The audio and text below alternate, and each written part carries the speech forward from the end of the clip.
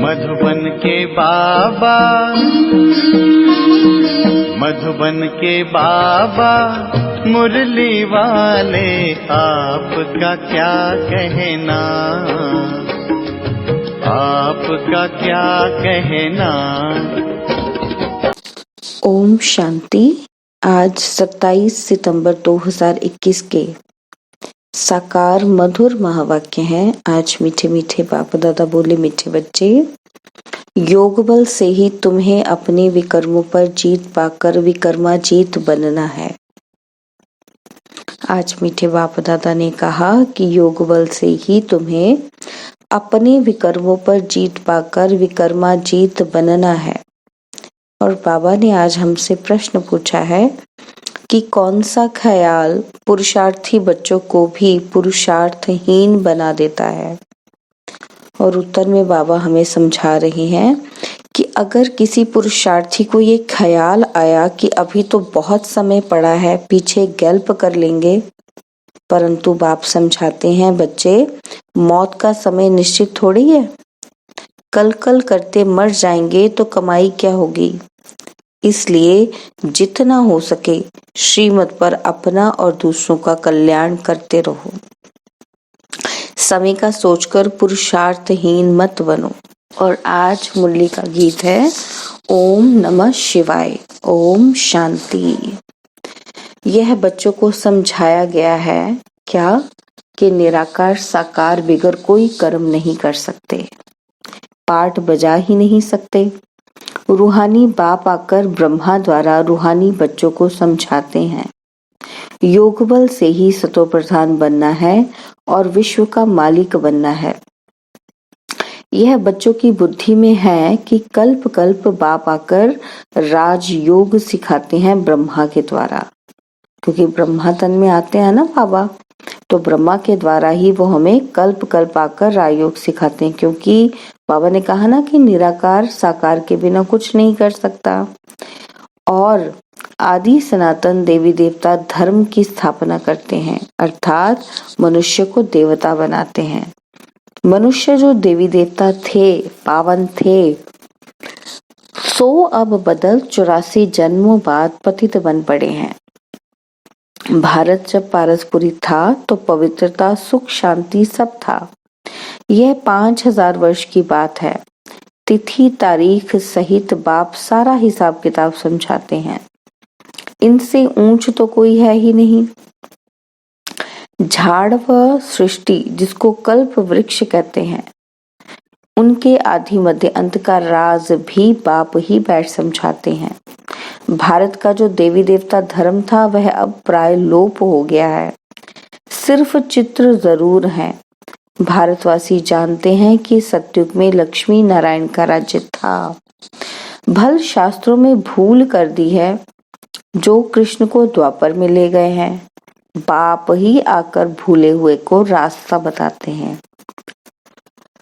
उनको कहते हैं मुक्ति, जीवन मुक्ति का गाइड। सर्व को मुक्ति, जीवन मुक्ति देने वाला एक ही है। भारत जब जीवन मुक्त है तो बाकी सब आत्माएं मुक्ति धाम में हैं, इसलिए उनको कहा जाता है मुक्ति, जीवन मुक्ति दाता। रचयिता एक ही है, सृष्टि भी एक ही है, वर्ल्ड की हिस्ट्री, ज्योग्राफी भी एक ही है जो रिपीट होती है। सतयुग, त्रेता, द्वापर, कलयुग और फिर होता है संगम युग। कलयुग है पतित, संगम है पावन। सतयुग होगा तो पहले जरूर कलयुग का विनाश होगा और विनाश के पहले स्थापना होगी। सतयुग में स्थापना नहीं होगी। भगवान आएगा तब जब पतित दुनिया को पावन बनाना है। अब बाप सहज युक्ति बताते हैं कि देह सहित देह के सब संबंध तोड़ देही अभिमानी बन बाप को याद करो। और बाप है भक्तों को फल देने वाला, भक्तों को ज्ञान देते हैं पावन बनने के लिए।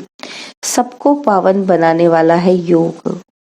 ज्ञान सागर मुख से आकर ज्ञान सुनाते हैं, पतितों को पावन बनाते हैं। इस समय सब आत्माएं पतित बनी हुई हैं, इसलिए बाप को बुलाते हैं, क्योंकि बाप बिगर तो कोई पावन बना ना सके।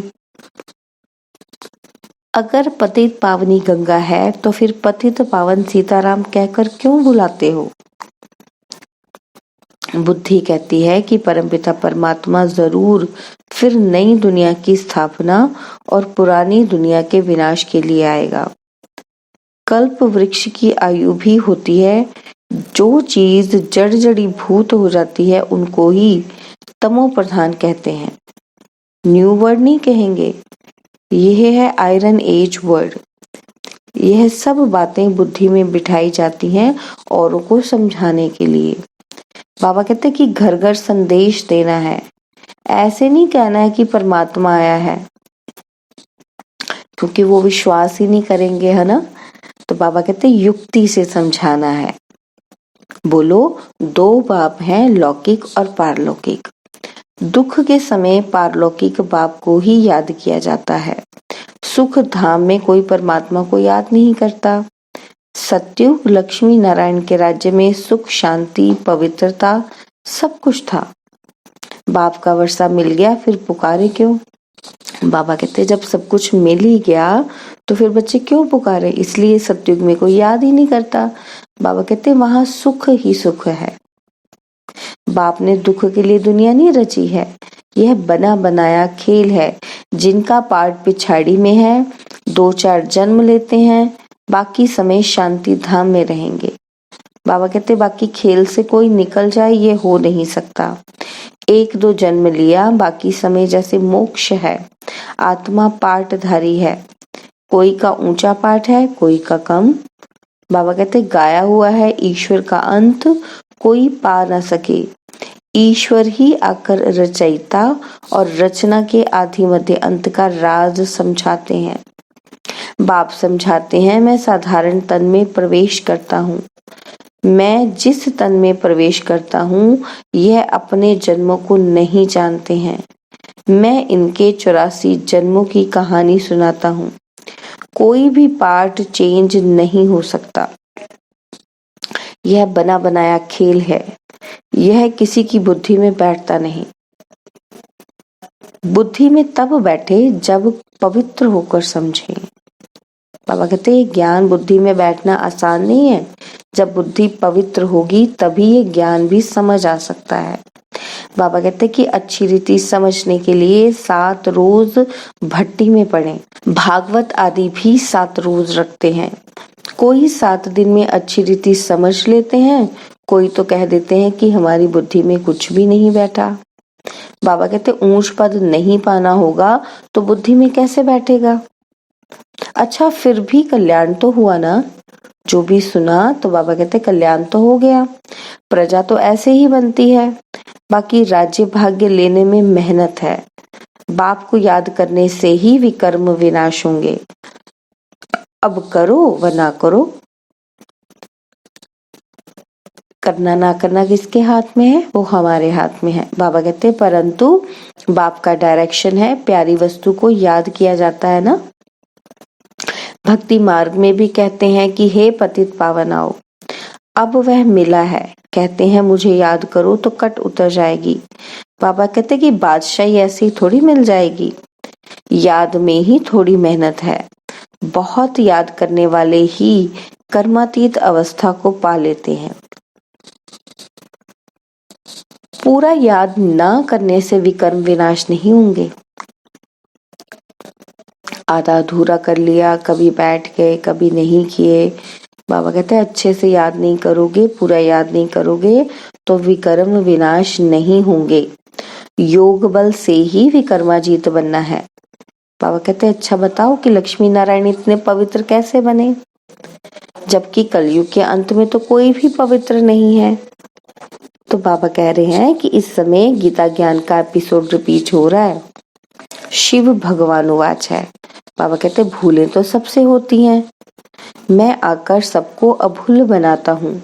भारत के जो भी शास्त्र हैं यह सब है भक्ति मार्ग के। बाप कहते हैं मैंने जो कुछ कहा था ये किसी को भी पता नहीं है। जिन्होंने मेरे द्वारा सुना उन्होंने 21 जन्मों की प्रारब्ध पाई और फिर ज्ञान प्रायलोप हो जाता है। बाबा कहते तुम ही चक्र लगाए फिर यह ज्ञान सुन रहे हो। बाबा कहते हैं कि तुम जानते हो। क्या जानते हैं हम? कि बाबा सैपलिंग लगा रहे हैं मनुष्य से देवता बनाने का। तो बाबा कहते ये है दैवी झाड़ का सैपलिंग। वो लोग तो उन झाड़ों का कलम लगाते रहते हैं। बाप आकर कंट्रास्ट बताते हैं कि उनमें क्या अंतर है। बाबा कहते तुम दिखाते भी हो कि उनका क्या प्लान है और तुम्हारा क्या प्लान है। वह फैमिली प्लानिंग करते हैं कि दुनिया बढ़े नहीं। बाप तो बहुत अच्छी बात बताते हैं कि अनेक धर्म विनाश हो जाएंगे और देवी देवता धर्म की फैमिली स्थापन हो जाएगी। सतयुग में एक ही आदि सनातन देवी देवता धर्म की फैमिली थी और अनेक फैमिलियां थी ही नहीं। इस समय भारत में देखो कितनी फैमिलीज हैं। Gujarati family, Sikh family. बाबा कहते हैं वास्तव में भारत की एक ही फैमिली होनी चाहिए। बहुत फैमिली होंगी तो जरूर खिटपिट होगी, फिर सिविल वार हो जाती है। फैमिली में भी सिविल वार हो जाती है। जैसे क्रिश्चियन की आपस में फैमिली है तो उनमें भी दो भाई आपस में नहीं मिलते, फ्रैक्शन हो जाती है। बाबा कहते हैं पानी भी बांटा जाता है। सिख धर्म वाले समझते हैं हम अपने धर्म की फैमिली को जास्ती सुख दें। रग जाती है ना, माथा मारते रहते हैं। और बाबा कहते हैं जब अंत का समय आता है तब आपस में लड़ने लग पड़ते हैं। विनाश तो होना ही है। ढेर बॉम्ब्स बनाते रहते हैं। बड़ी लड़ाई जब लगी थी तो 2 बॉम्ब्स छोड़े थे, अभी तो ढेर बनाए हैं। बाबा कहते समझ की बात है ना, और तुमको समझाना है कि यह वही महाभारत लड़ाई है। बड़े बड़े लोग भी कहते हैं कि अगर लड़ाई को बंद नहीं किया तो सारी दुनिया को आग लग जाएगी। बाबा कहते तुम जानते हो आग तो लगनी ही है। बाप आदि सनातन देवी देवता धर्म की स्थापना करते हैं। राजयोग है ही सतयुग का। जो देवता धर्म प्राय लोप हो गया है वह फिर स्थापन करते हैं। बाबा कहते अब कलयुग है और इसके बाद सतयुग चाहिए। अब कलयुग विनाश के लिए ये महाभारी लड़ाई लगी है। बाबा कहते ये सब अच्छी रीति धारण कर समझाना है, क्योंकि मनुष्य है आसुरी संप्रदाय, इसलिए बाबा कहते खबरदारी रखनी है। कल्प पहले मुआफिक जो विघ्न पढ़ने होंगे वह पढ़ेंगे जरूर। बाबा ने कहा कि ये बना बनाया ड्रामा है, हम बांधे हुए हैं। याद की यात्रा कभी भूल नहीं जानी चाहिए। गीत है ना, कौन सा गीत? रात के राही थक मत जाना, सुबह की मंजिल दूर नहीं। बाबा कहते इनका अर्थ तो कोई समझ ही ना सके कि रात पूरी हो दिन आने वाला है। कौन सी रात की बात की है, कौन सा दिन आने वाला है? बाबा कहते ये कोई समझ ही नहीं सकता। और बाबा हमें क्या कह रहे हैं कि आधा कल्प पूरा हुआ। बाबा कहते अब सुख शुरू होगा। बाप ने मनमना भव का अर्थ भी समझाया है। सिर्फ गीता में कृष्ण का नाम डालने से वह ताकत नहीं रही है। कृष्ण को कभी सर्वशक्तिवान नहीं कह सकते। क्यों? क्योंकि कृष्ण परमात्मा नहीं है, वो तो परमात्मा की संतान, पहली वो दिव्य आत्मा है जो परमात्मा के समान बनी है, पवित्र बनी है। तो बाबा कहते फिर भी कृष्ण को सर्वशक्तिवान नहीं कह सकते, वह तो पूरे 84 जन्म लेते हैं, इसलिए गीता में वह ताकत नहीं रही है। बाबा कहते अब हम सब मनुष्य मात्र का कल्याण कर रहे हैं। कल्याणकारी जो बनेगा उनको वर्षा मिलेगा। याद की यात्रा बगैर कल्याण हो ना सके। इस समय सब विपरीत बुद्धि हैं, कह देते हैं परमात्मा सर्वव्यापी है। बाबा कहते तुमको समझाना है कि वह बेहद का बाप है। बेहद के बाप से ही भारतवासियों को बेहद का वर्षा मिला है। भारतवासियों ने ही 84 जन्म लिए हैं। बाबा कहते अभी तुम प्रैक्टिकल में देखते हो कि ज्ञान तो तुम सुनते ही रहते हो। दिन प्रतिदिन तुम्हारे पास बहुत नए नए आते रहेंगे। अब ही अगर बड़े बड़े लोग आ जाएं तो फिर देरी ना लगे, झट आवाज निकल जाए, हंगामा हो जाए। इसलिए युक्ति से धीरे धीरे चलता रहता है। बाबा कहते ये है ही गुप्त ज्ञान, किसी को पता भी नहीं पड़ता कि ये क्या कर रहे हैं। है ना। बाबा कहते जो राजयोग का ज्ञान है वो गुप्त ज्ञान है, तो किसी को पता ही नहीं पड़ता कि सब क्या कर रहे हैं। बाबा कहते भक्ति में है दुख और ज्ञान में है सुख। रावण के साथ तुम्हारी युद्ध कैसी है यह तो तुम ही जानो और कोई जान ना सके। रावण कौन है? रावण हमारे ही तो विकार हैं, हमारे ही तो पुराने संस्कार हैं जो हमें परेशानियां दे रहे हैं। तो उनके साथ मैं कैसे डील कर रही है तो हम ही जानते हैं ना। कभी हम उससे जीत जाते हैं, कभी वो जो हमारे संस्कार है हमें परेशान करते हैं, कभी हम उनको चेंज कर पाते हैं, कभी नहीं कर पाते। तो बाबा कहते ये तो तुम ही जानो और तो कोई जान ही नहीं सकता। क्योंकि जब तक पूरी तरह से हम ट्रांसफॉर्म नहीं हुए तब तक तो किसी को प्रत्यक्ष ही नहीं होगा कि हमें ये चेंजेस आए हैं और हम तो इस रास्ते पर हैं। तो वो ये सब धीरे धीरे होता है। तो बाबा कहते हैं इसलिए ये तुम ही जानते हो और कोई नहीं जान सकता। भगवान उवाच, क्या कह रहे हैं भगवान कि तमो प्रधान से सतो प्रधान बनना है तो मुझे याद करो तो पाप विनाश हो जाएंगे, वैसे नहीं विनाश होंगे। बाबा कहते पवित्र बनो तो साथ ले जाएंगे। मुक्ति तो सबको मिलनी ही है, सब रावण राज्य से मुक्त हो जाएंगे। तुम कहते हो शिव शक्तियां ब्रह्मा कुमार कुमारियां ही श्रेष्ठाचारी दुनिया स्थापन करेंगे। परमपिता परमात्मा की श्रीमत पर कल्प पहले मुआफिक। जैसे बाबा ने पहले कल्प में एक श्रेष्ठाचारी दुनिया स्थापन की थी, बाबा कहते बिल्कुल वैसे ही अब फिर से मैं वो नई दुनिया स्थापन करने आ रहा हूँ।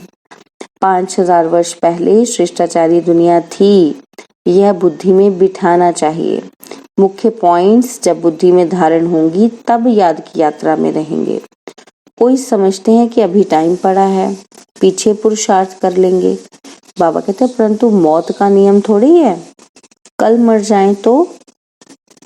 बाबा कहते इसलिए ऐसे मत समझो कि अंत में गैल्प कर लेंगे, उसको कवर अप कर लेंगे। बाबा कहते ये ख्याल और ही गिरा देगा।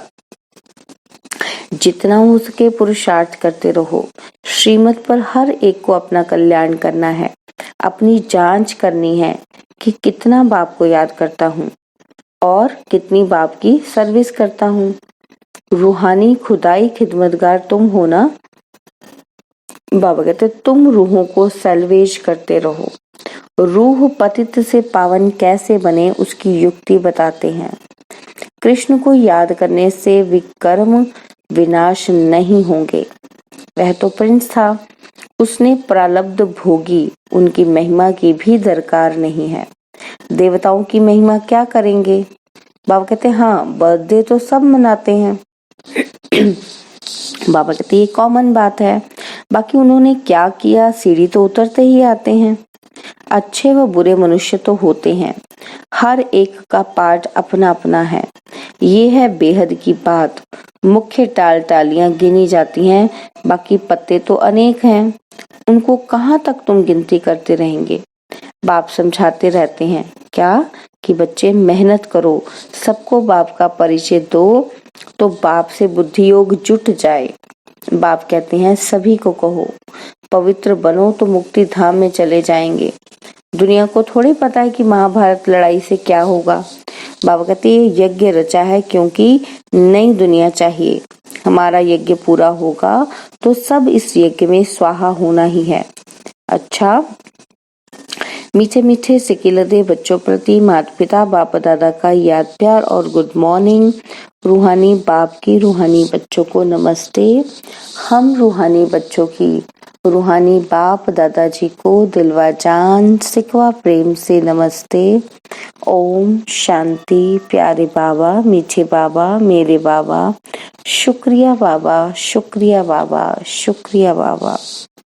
धारणा के लिए मुख्य सार है। पहला पॉइंट है कि सच्चा सच्चा खुदाई खिदमतगार बन सभी रूहों को सैल्वेज करने की सेवा करनी है, सबका कल्याण करना है, सबको बाप का परिचय देना है। सेकंड पॉइंट है प्यारी से प्यारी वस्तु यानी कि बाप को प्यार से याद करना है। बने बनाए ड्रामे पर अटल रहना है, विघ्नों से घबराना नहीं है। वरदान है मैंपन के बोझ को समाप्त कर प्रत्यक्ष फल का अनुभव करने वाले बालक सो मालिक भव। मैंपन के बोझ को समाप्त कर प्रत्यक्ष फल का अनुभव करने वाले बालक सो मालिक भव। जब किसी भी प्रकार का मैंपन आता है तो बोझ सिर पर आ जाता है, लेकिन जब बाप ऑफर कर रहे हैं कि सब बोझ मुझे दे दो, आप सिर्फ नाचो उड़ो, तो फिर ये क्वेश्चन क्यों कि सर्विस कैसे होगी, भाषण कैसे करेंगे। आप सिर्फ निमित्त समझकर कनेक्शन पावर हाउस से जोड़कर बैठ जाओ। बाबा कहते दिल शिकस्त नहीं बनो, तो बाप दादा सब कुछ स्वतः करा देंगे। अगर दिल शिकस्त बन गए तो फिर हमने तो ये समझ लिया कि मैं कर रहा हूँ, तो फिर मैं तो गड़बड़ स्थिति में हूँ, तो गड़बड़ हो जाएगी। तो बाबा कहते हैं दिल शिकस्त नहीं बनो। अगर दिल शिकस्त नहीं बनेंगे, बाप पर पूरा विश्वास रहेगा, तो बाप दादा सब कुछ स्वतः करा देंगे। बालक सो मालिक समझकर श्रेष्ठ स्टेज पर स्थित रहो तो प्रत्यक्ष फल की अनुभूति करते रहेंगे। और स्लोगन है, ज्ञान दान के साथ साथ गुण दान करो तो सफलता मिलती रहेगी। ओम शांति।